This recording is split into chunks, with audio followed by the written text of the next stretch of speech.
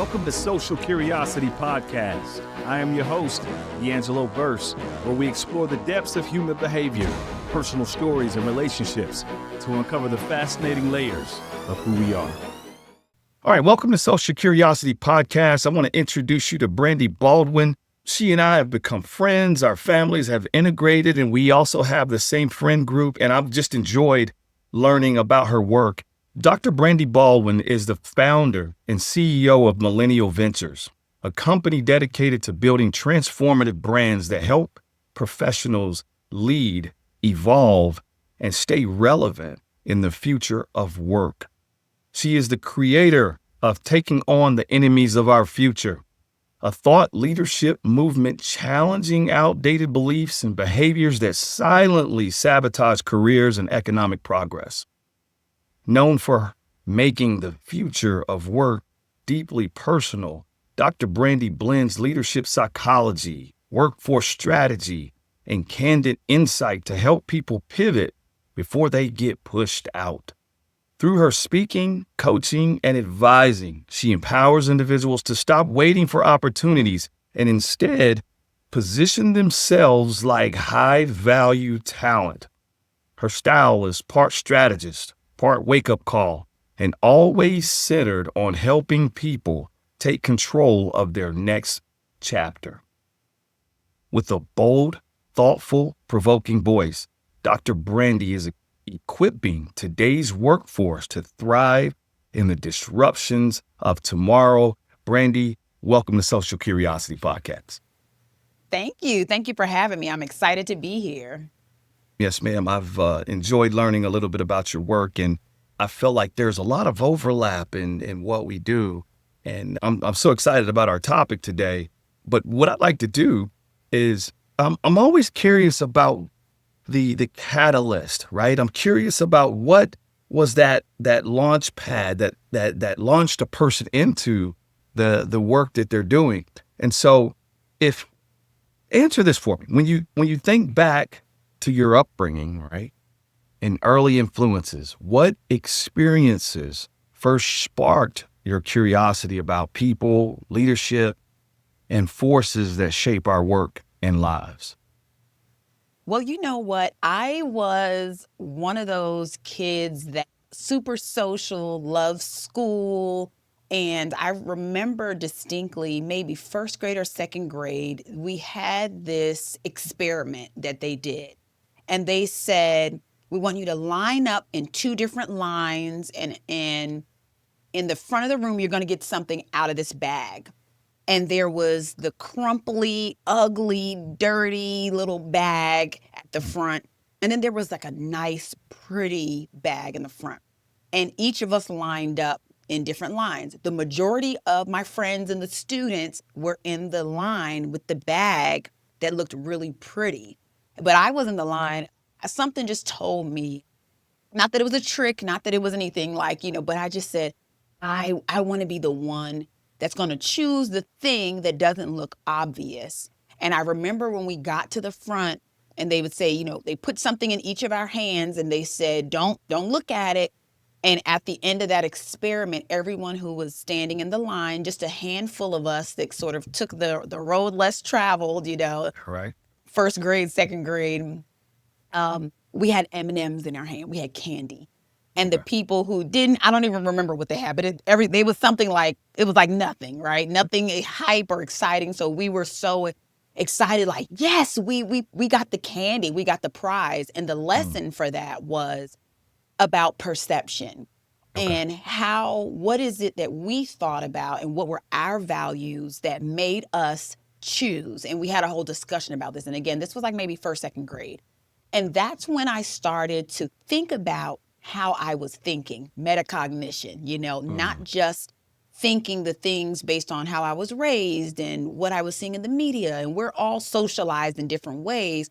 But that was my first inkling of saying, I want to be purposeful and I have the power to determine my future based on how I think about things and how I perceive the world. So I believe that was an early indicator that I Okay. was tapped into and loved the human experience and all those kind of things. And there wasn't a right or wrong there. It just was interesting to me, even at 7 or 8 years old, to just hear the debrief on why the students picked this and their logic around that. So that's probably an early stage.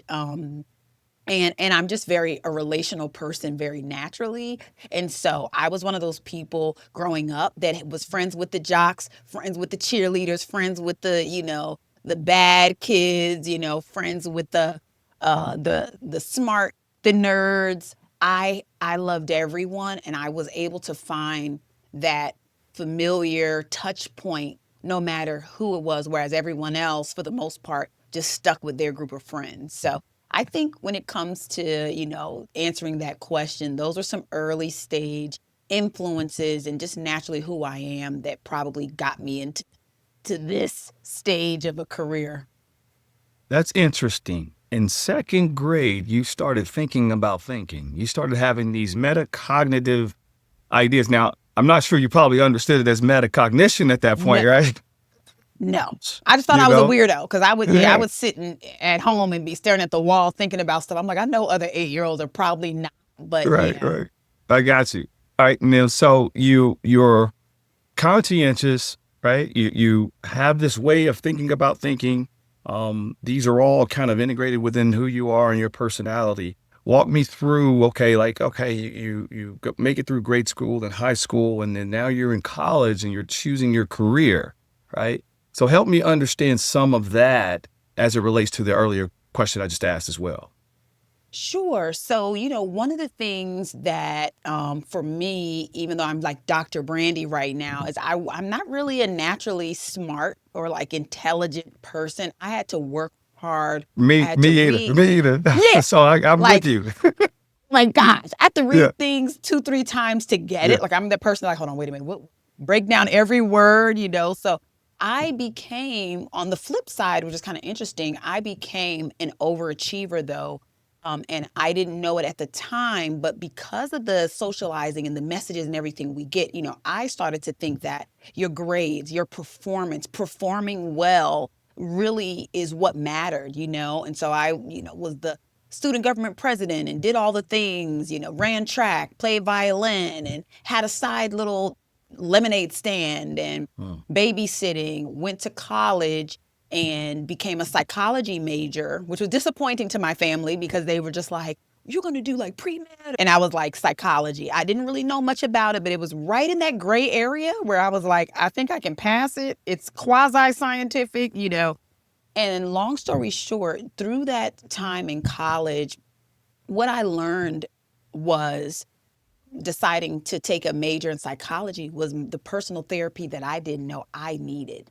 Hmm. It helped me to understand models in more depth for how we think, how our thinking and our mindset is important, how some of the limiting beliefs that I had, and all the things wrapped up with the sociology, course that they make you take, which is about society. So how does me as an individual and who I am interact with the society around us?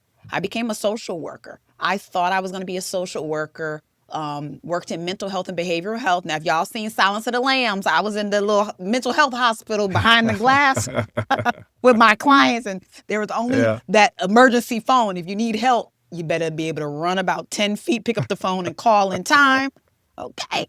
yeah. And that was my experience. But I think, again, those were some of the early building blocks of me just diving further and further into the human experience and understanding that while I was living a pretty solid, college student traditional lifestyle, I was working with people with severe mental health disorders whose entire world, even though we were in the same community, but their experience in their world was totally different from mine.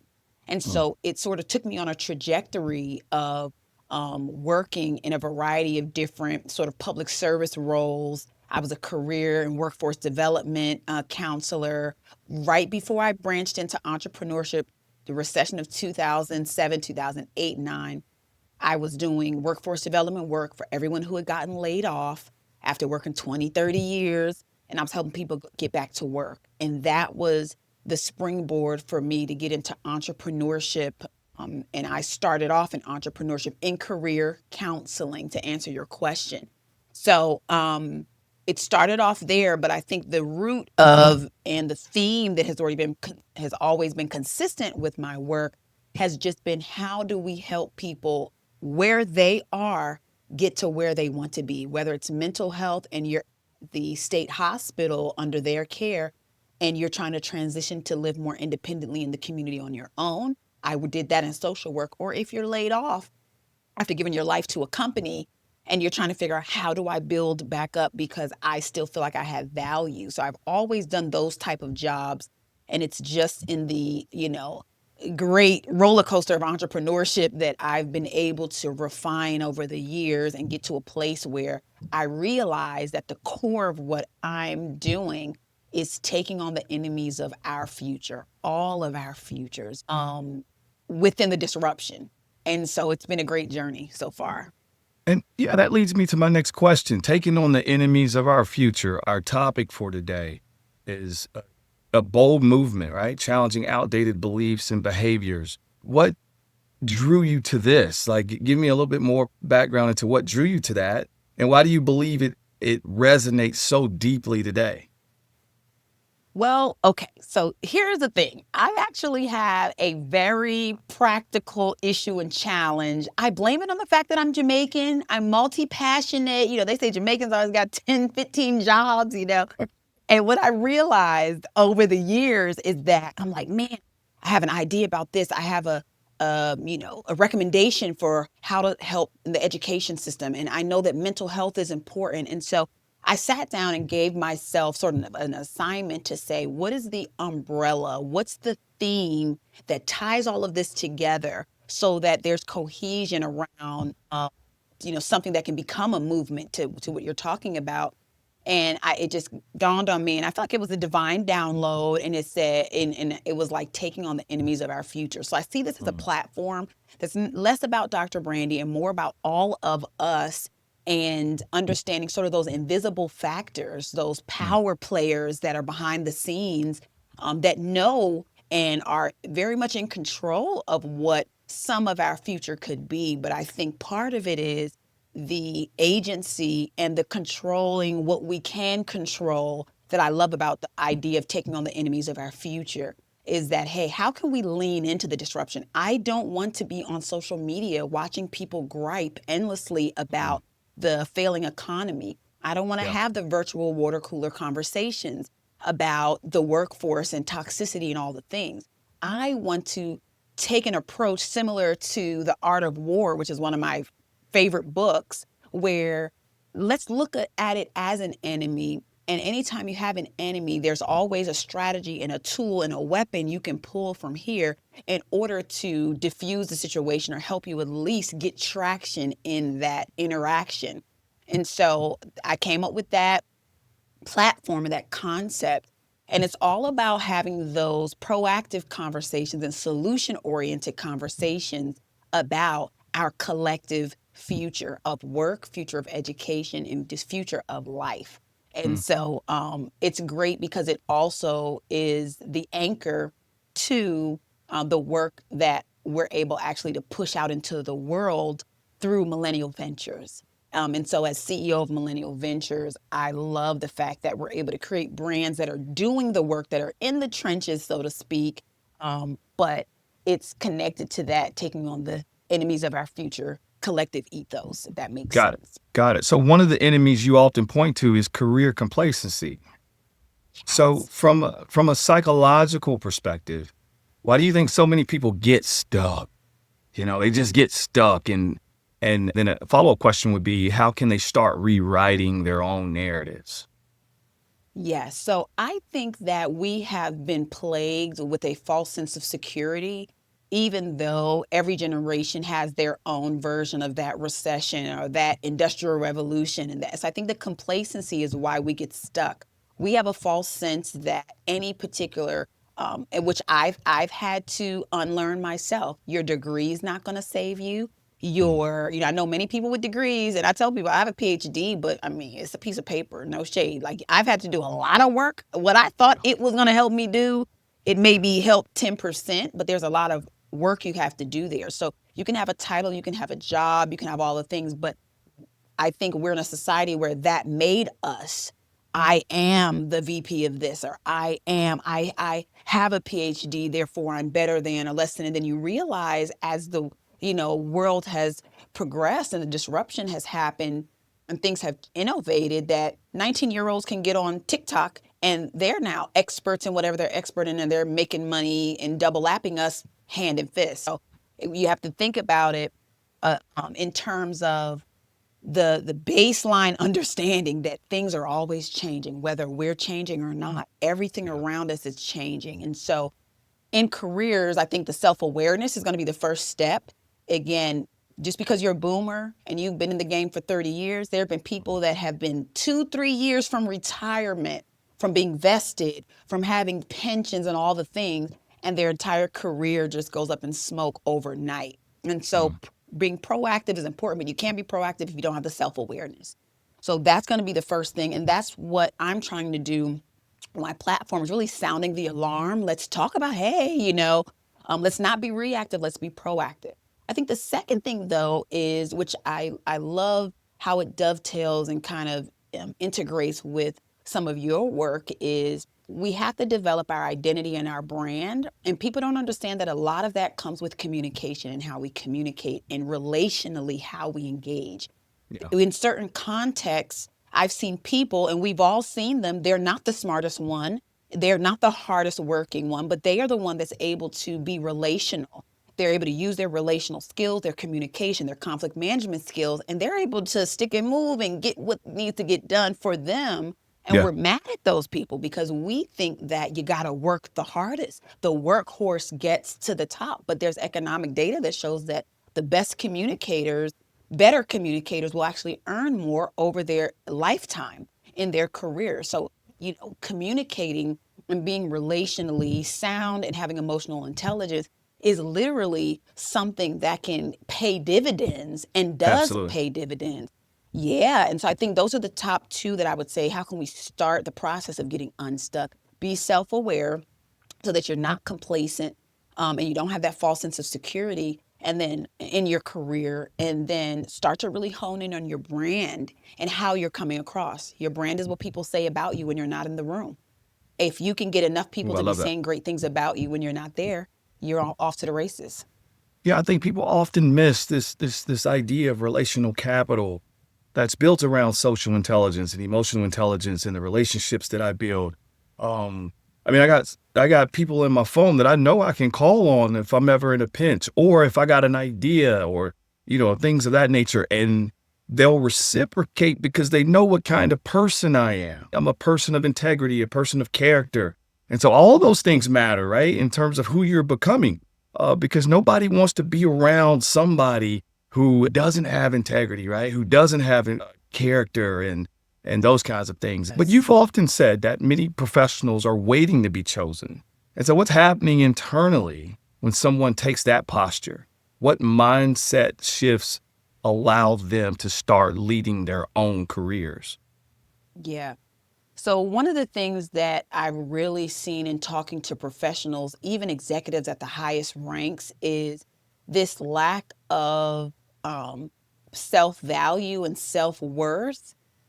And also I would put it on some socialization that it's like if you build it, they will come, right? If I just play by the rules that I've been taught, it will work out. And that's not the case anymore. We really have to assert some pressure and be purposeful and strategic about how we're handling ourselves. And so when you talk about sort of cognitively, psychologically, even really more so psychosocially, what I found is some of these rules that we have adopted as truth that are outdated are really holding a lot of professionals back. What are some of the rules?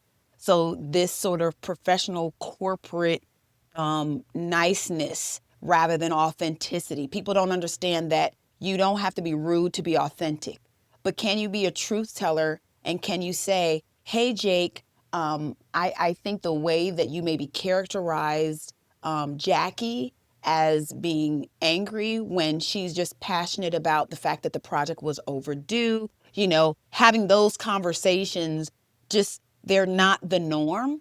And I think this is the greatest opportunity that people have is the majority of people, probably I would say 90% at least, are still following the rules. Just be the 10%.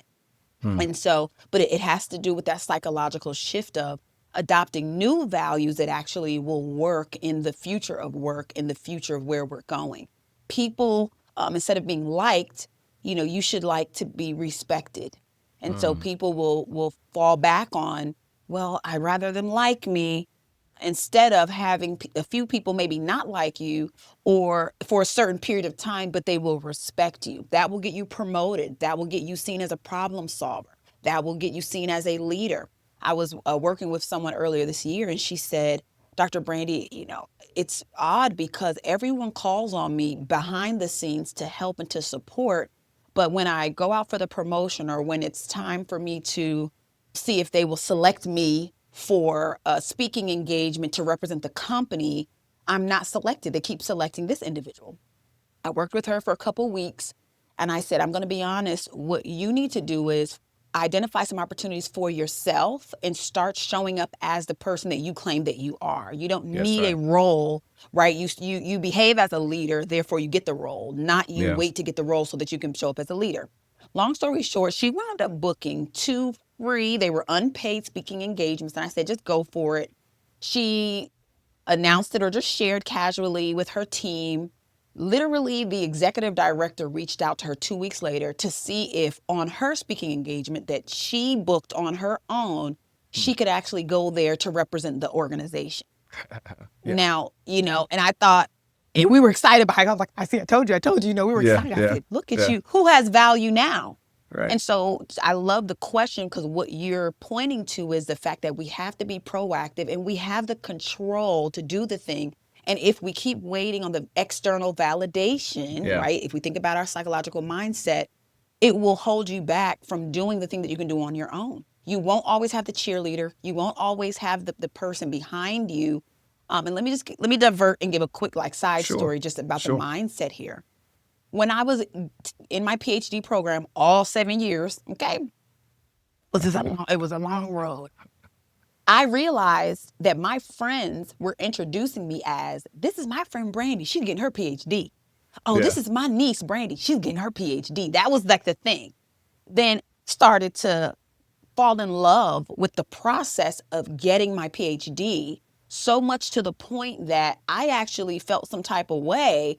I had an identity crisis when I was done with it because I no longer could be introduced as, she's getting her PhD. That was the part of my identity.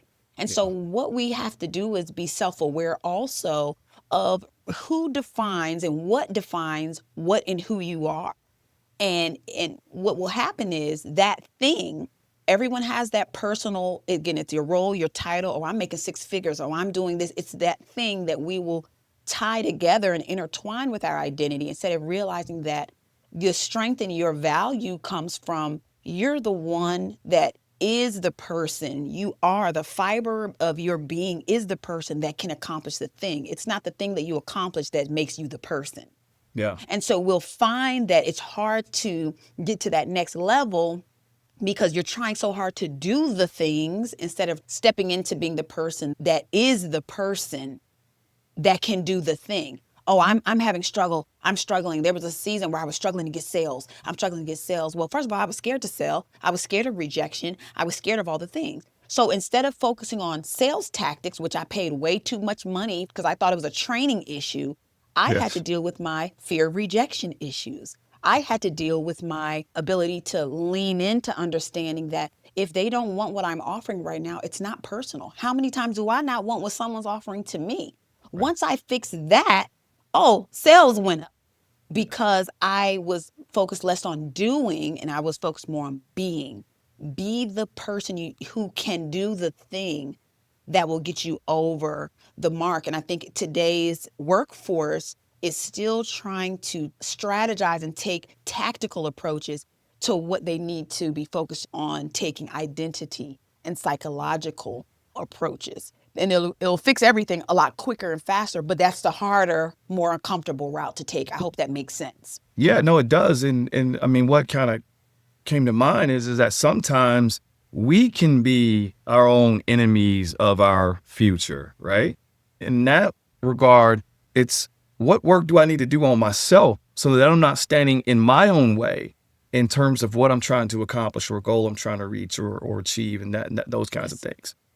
You hit the nail on the head. And that's the whole point of taking on the enemies of our future, because there's going to be, my prediction is, there's going to be the majority of people who are not going to step into taking on the enemies of their future, which starts with themselves. That's right. They're going to take a victim approach, and they're going to take an outward, this is wrong with that.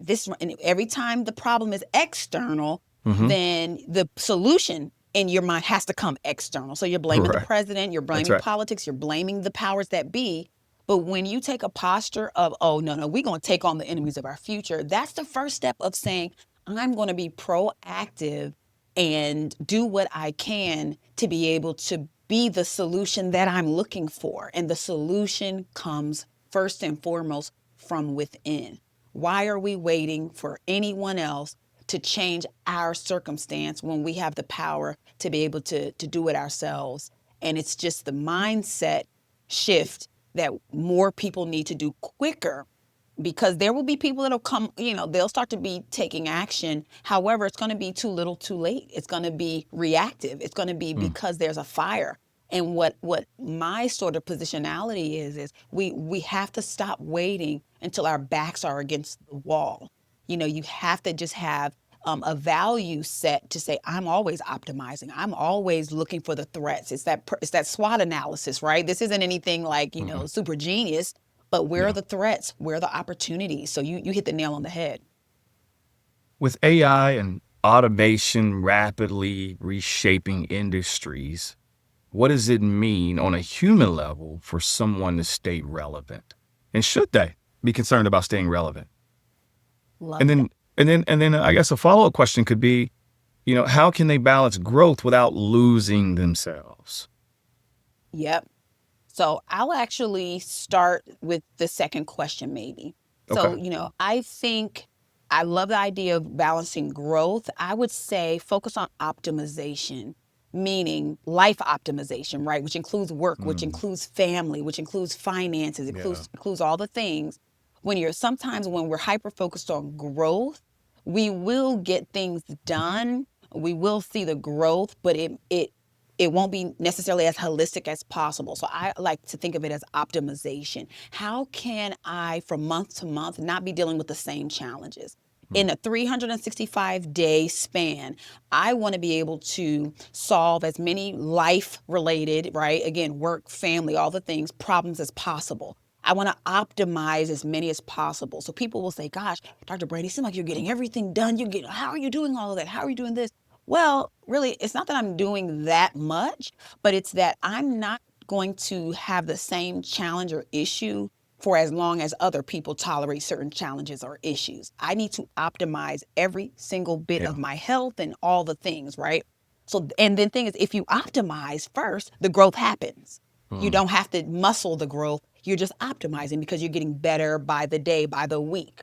So if something's not working with my children, I'm not going to complain for the entire school year that you're not cleaning your room. Please just I used to be like that. Clean your, and then I said, I'm hearing myself ask them the same thing. So how do I optimize? I said, you know what? What is everything that I have to repeat every week? I typed it up. And I said, to replace me, the paper is going to replace me. So what I need you all to do is go look on the refrigerator every day after school. That's going to tell you what to do, because I'm not going to tell you what to do every day. And that was just one small optimization. But what did it do? It wasn't about, because before I was thinking, teach my kids to be responsible. Teach my kids to be growth. I just need them to just grow in this area. They should be more mature in this area. When I focused on optimization, I got a 2-for-1. They were able to grow in that area because I created a tool for myself and for them, to be able to do the thing. And then secondarily, I became less of a nag, because I'm not cute as a nagger. Okay. I'm not like, I don't think any of us are. I hate that part of myself. And then we have more time, less time for me being frustrated, more time for us to connect. And so I'm like, oh my gosh, my relationship with my kids are so much better because I took myself out of that role and I optimized and said, this isn't working. Verbally telling them either they're not remembering it or whatever. All right, So so let me take that back. interject really quick, because Okay, I'm sure interject, there's some interject. parents that are going to be like, okay, Listen. like Right. give me some meta optimization, right? I have it on the fridge, but they got to look at that and they still have to choose to do it. Okay, core psychology, we got to have some rewards and consequences. That's how you enforce it. Okay. You bookend it, right? All right, So operant if we take it conditioning. back. Listen, operant conditioning.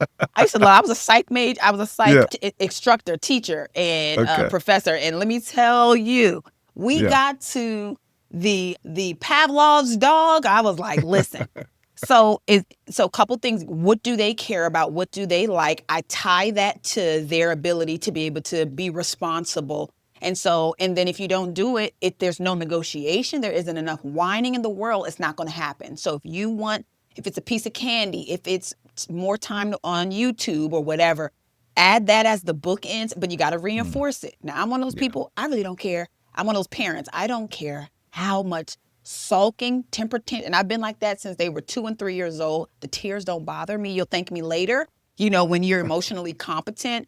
And so I'm an enforcer, but it's more of, ahead of time. I'm not going to surprise you with what the consequence is. We're going to have an agreement ahead of time. And if you choose not to rise to the occasion, then that's how this works. But I'm with you. The parents are probably like, listen, we need the meta optimization, but that's rewards and consequences, fixes everything. Yeah, for sure. All right, so let me just recap the first part of the question, right? So we got AI that's booming right now. I'm having to deal with students on this because I'm like, listen, if you don't learn how to do a research paper, you are doing a disservice to yourself, right? ChatGPT can't do this for you, and not only that, you're going to get put out of school, right? That part. So AI and automation. This is they're reshaping industries, and so what does it mean on a human level for someone to stay relevant?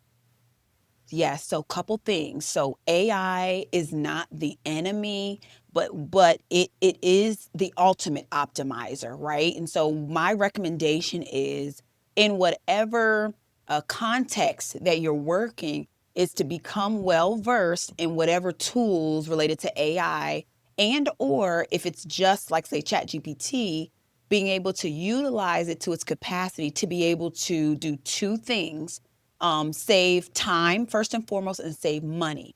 So when you think about going from horse and carriage, right? Because the horse needs a bathroom break, even though horses will walk and do their business. We all, right? But they need a rest break, they need a water break, they need a food break, and all the things. And then the car. Is the car inherently evil or something's wrong with it because it's an optimization of travel? Not necessarily at all. It helps us do something faster. So how I'm thinking about AI and automation is for us to really start to, we have to have some foresight here and use some of our brain power to think about not only how we can optimize and save time and or money by using AI, but what's the next challenge that now that this is taken care of, AI won't be able to solve. So my prediction is that we're actually going to have new industries coming to fruition. We're going to have new challenges that are coming. So some people can be strategic, whether they're internally at an organization and or entrepreneurial or in business, to kind of anticipate that. But again, it's going to take some thinking. So let's think through what I'm talking about. So for example, going back to maybe mental health. Okay, so we have more social media than we've ever had. We have people that are using AI as their actual friends right now because they have no one to talk to. And we know with ChatGPT gets to know and understand you, your personality, your nuances. You can talk to it, all the things.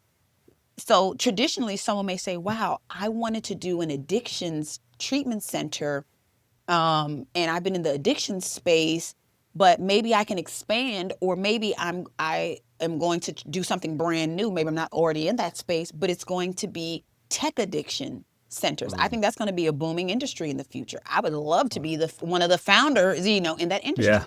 Yeah. Right? Think about recycling and how our planet is going. That could be an industry of the future, but how can we optimize? So I think that from a future standpoint, that there are so many opportunities to not only stay relevant, but be one of the first in this new AI industry, non-industry, like tech revolution, on that piece. Now let's talk day to day, right? Because you gave a student example. For my children, for example, even for professionals that I have discussions with, grant writers, people who are evaluating RFPs and grants. Why would you sit there and read the entire thing when you can upload the document and have ChatGPT give you an entire analysis of it? Okay, they may say, well, yeah, I'm going to be out of a job because my whole purpose was sitting here and sifting through these 50-page RFPs and proposals every single week. Well, no, you're not going to be out of a job, because what you can do is create an automated system or a structure. Were you all as efficient as you could have been? Was the scoring, maybe you can create a system for now scoring them better? Is there maybe you were giving grants to people, but then they didn't execute because you as a human couldn't pick up on some nuances of their application. So you were giving money away where maybe it couldn't be fully utilized. So it's all about taking your role to the next position. There are going to be roles that are going to be 100% extinct. I'm tracking what I call endangered industries as we speak, because it's informing a lot of the work we do at Millennial Ventures. But outside of those extreme jobs, and guess what? Jobs have been going extinct. Remember the secretary? It was a secretary, but then it was like an admin, then it was like more of an operations person. And then, you know, roles have, this is not new.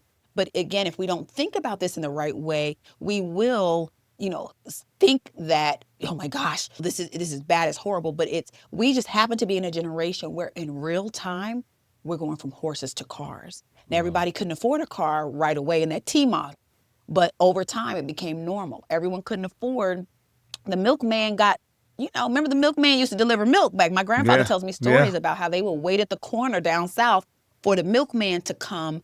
But guess what? We don't need the milkman anymore because refrigerators put him out of a job. It's all about having the foresight to be able to, but to answer your question, the answer is yes. Relevant. You got to stay relevant right now. And this may be the difference between full generations of individuals being permanently unemployed. And I hate to say that, but PwC put out their first future of work, the first iteration of their future of work report in 2017. People thought I was crazy. And there's actually someone on LinkedIn, and I didn't ask him, I haven't even spoken to him in a while. And he posted, and he said, Dr. Brandi Baldwin predicted this over 5 years ago, what's happening right now.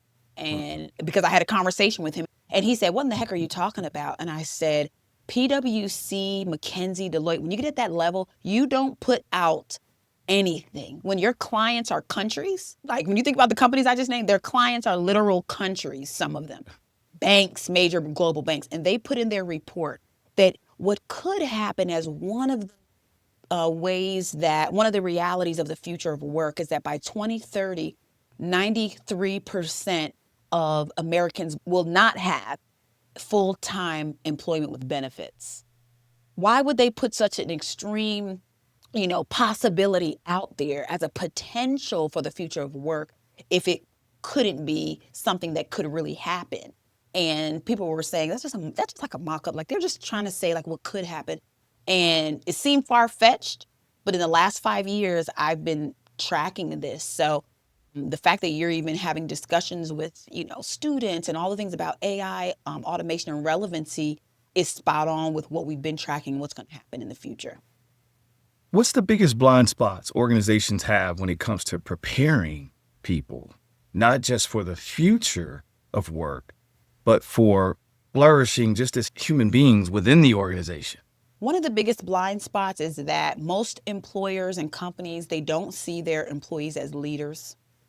Leadership has to do with their title rather than their character, their integrity, and how they're showing up. And what we have found with the millennial generation in particular is that, albeit a little bit delusional, now the first couple of years were rough, but I think that millennials were saying, I want more responsibility. I want to do more faster. And what the boomers and the more traditional organizations saw was this sort of delusional ambition and this entitlement. But what I decoded with regard to the millennial generation, which I am, I'm a zennial, I'm like right at the top, a little bit older millennial, but is that what they were saying was, I want more responsibility and more leadership. That's a core leadership characteristic.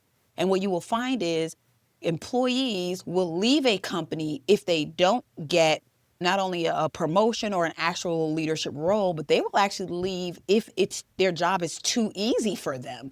The high achievers and the high performers will do that. So what companies have done is they have risked losing great talent because they haven't found a system and a process, or they haven't fully adopted it just in the heart of their culture strategy and their workforce strategy to treat every employee as a leader. What does that mean? That means every employee should be developed all the time for those where you know you're going to get the ROI. So what you'll find is high performers and dedicated employees are stuck for years working beside Bob. No shade to anyone if your real name is Bob or Robert, but just for example, working beside Bob, and Bob is the mediocre employee. Bob is the one that can kind of like not do 100% work, but because of the culture of the organization, he's able to work right beside the person that's, you know, going above and beyond. The mental trick about this is, unfortunately, HR, managers and all the things, they're always focused on who's causing them the most trouble,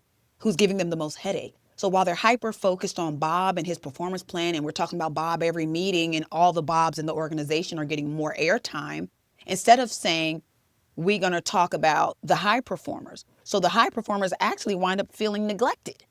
And so in a weird way, they leave the organization and you're left with more mediocrity, more being average. So I'm a big proponent of organizations, and I work with many organizations where they literally put their money in their people, and the ROI happens positively every single time if they balance that with also holding those accountable, or in legally moving those out of the organization that are mediocre and average. And I want to give you a real life example. Literally less than 90 days ago, I had someone reach out to me from $1 billion sports gambling, sports betting company that is still growing hand over fist. They have made, I think in 2020, we're in 25 now, in 2024 or 23, over $2.8 billion. They said, we are struggling with our very young millennial employees. We heard you're the one that can help us. And I said, okay, great. Send me over all the details and all the things, and let's talk about me coming in to do an engagement or whatever. This is their L&D department. Did they not come back with $500? Oh. I've had small nonprofits scrape up a couple thousand from the couch cushions, and they were dead serious. So my team responded saying, hey, I'm not sure if you know, Dr. Brandi's like rate is like, add like 2 more zeros. You know what I mean? Like, add a more. Yeah. And they were like, and you know what the response was? And we said, you know what? Hey, let us know. We'll work with you, but like, you gotta just like, come on, something, you know? Yeah. And I promise you, and I wish I could have the time to pull up the exact email. The phrasing they came back with was, it's not worth, or for a 1 hour session, it's not going to be worth much higher than what we were, mentioning to them. And they didn't understand that if you're having 100 employees on, you're not paying for the hour. Right. You're paying for the potential positive impact of that. So, when you're talking about employers and companies and what they can do to prepare, it's that development. And you and I both agree. are in that industry, and it's important. I've gotten some of that before, and one of the things that I try to help organizations understand is like, I understand that you're thinking about return on investment, but a lot of times what's missed is this qualitative return on investment that's unquantifiable. You get what I'm saying? And so while you're over here, you're thinking about a quantitative return on investment. There is an unquantitative, qualifiable return on investment that can be looked at, right? And so, I think that needs to be brought to the table as well. And I mean, there was a situation where I heard about an organization spending more money on balloons, and then when it came time to bring in a speaker, they frowned upon that price there. And that's just, it's sad. But the greatest investment, in my opinion, is in people, right? That's the greatest investment that you can make, is into another person, not into some kind of portfolio or anything like that, is in another person. And I think that you can yield a qualitative return on investment. And then I think that over time, there's a quantitative return on investment. And a lot of times there's not patience, or there's not a, not credence or value given to the qualitative aspect. You get what I'm saying? And you know what? The other thing too that I'll add to that is what organizations like the ones we're talking about, their issue is that it is an ROI if there's a system to support the sustainability of what people like That's you and right. I go in Reinforcement. to do. Yeah. Yeah, because what they're saying is we don't want to do the real long-term work, and we want you to fix all the problems and do it for a discount. And so it's like, well, that's why unfortunately, that's why they're in that position to begin with, is because their mindset is totally backwards. We know Yeah. with Disney, old school Disney, we know with Chick-fil-A, we've all experienced organizations that just do a bang up job of the people and they seem like they want to work there. They do, but you have a performance issue, you have a relational, interpersonal issue, but you don't want to invest in a relational, interpersonal, they'll spend tech and all the things. But to our earlier conversation, my prediction, and I'll be back on the podcast in a couple of years, but those companies are going to be pushed out of the future of work. They're not going to work. Their competitive advantage, even in the midst of AI, is going to be the people that they have left. And I think that unfortunately, companies that have that mindset, like you said, they'll pay for the balloons. I've had people, the lunch order, the catering order was more. I mean, I would love to name drop a company right now. I'm just going to say Please the don't. letter Please don't do J. it. J. No. I'm not, because the podcast, this is a different type of podcast here. This is a higher level. But when I say global, multinational Yeah. company, and when I tell you they said the budget was low, this is years ago, though. This is years ago. It was super low budget. And they were like, we also don't pay. It's like a net 75 days that we're even going to pay you. I said, well, the lunches, did you pay the sandwich guy in a net, or did they pay for the food up front? The Yeah. drinks, so Yeah. yeah, we can There laugh has about to it be, now. there has to be, there has to be value placed on people. There has to be an understanding that people have intrinsic value, right? And that's incalculable, that's immeasurable, and it has to be placed on the people. But let's place this into the laps of people right now, all right? So if a listener's feeling stuck, right, and they're fearful or uncertain about the next chapter, what's one powerful question of curiosity they could ask themselves now to start moving forward? Yep. I would really start with probably the hardest question, and the question that people probably avoid giving a truthful answer about, and I've done it myself, which is, what do you want? What do you want? A lot of times we go after what we think we can attain, and it's rather than what we want.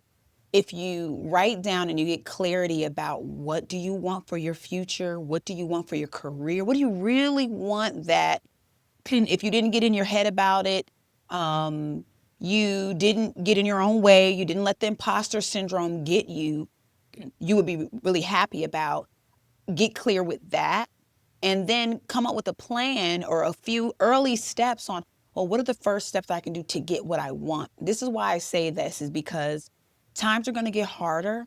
Things are going to get more challenging to navigate, and life and the world and technology is moving so quickly that it's going to be challenging for people to really keep up and sustain everything else that they're doing.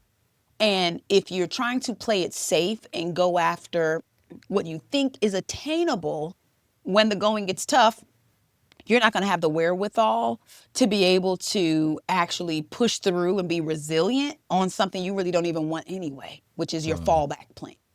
But I found psychologically that if you really look at what you want and get clear on the first couple of steps, the things you can do in order to attain that thing, what conversation do you need to have? Because if you say the safe bet, if I can get a job, okay, so you're on Indeed all day, you're on LinkedIn applying for jobs in this crazy market. Whereas if there's maybe something else that you really want, it just may require you to make a couple of phone calls to some higher up people that make big decisions. But because you're scared, to make that phone call. Who am I to make a phone call to that person or reach out and ask them for a meeting? And you do all the things, you psych yourself out. And then instead of taking the road less traveled, it's not crowded at all, right? In some respects, you're going to default and rely on what has helped you in the past. And unfortunately, we're at an era in the history of humanity and in work where the old playbook is not going to be a good determining factor for future outcomes. And so I would say get clear on really authentically what you want, not the safe what you want, but what do you want? What are the first couple of steps? What gaps do you have that need to be filled? If you want your organization to be a certain way or your team to be a certain way or whatever, okay, call DeAngelo. He has, you know what I mean? He has the solutions for this. Tap into a company or someone to get the gaps filled. That's fine. That's already, you may have to read some books, podcasts, whatever. We're all going to have to always learn. But what I found is if you're convicted enough about what you really want to do, you'll have more resilience to be able to weather that. Now, the second thing I'll add to that is think short-term, long-term, right? So a dream deferred, we've heard that before. So I think it's okay and it's very strategic for someone to think short-term, let me go ahead and get me a job real quick, because economically or whatever the case may be. And then long term, this is what I want, and I'm going to be making steps towards that. So we want to be at that place where we're not so vulnerable, where we start to make decisions emotionally or because our back is against the wall, which will cloud our judgment. And so think short term, think long term. But ultimately, this is going to be an era where those that take some purposeful, calculated risks, leaning into AI and automation, having that foresight that we already discussed, and then incorporating some of the psychological aspects of today's conversation. If you put that together, it'll be just the perfect sort of strategy in order to be able to move forward to take on the enemies of our future. Dr. Brandi, listen, it will not be 2 years before I have you back on. So get ready. This conversation can go for another hour. Thank you so much for your time. If people want to learn more about your work, if they want to find you, how can they do that? Sure. So I would recommend just hit up drbrandi.com. It's Dr. all spelled out, DoctorBrandi.com. And of course, you can find me on LinkedIn and social media. And I'm always shamelessly promoting something that I know is going to help folks with certain challenges or issues. So tap in. And if you need some help or advice, hit me in the DMs, and I always get through, I get through my messages eventually, but I'll be more than happy to support anyone who just wants a little more advice. All right, so this is going to conclude our episode with Dr. Brandi Baldwin. Until next time, I want you guys to stay socially curious. Peace.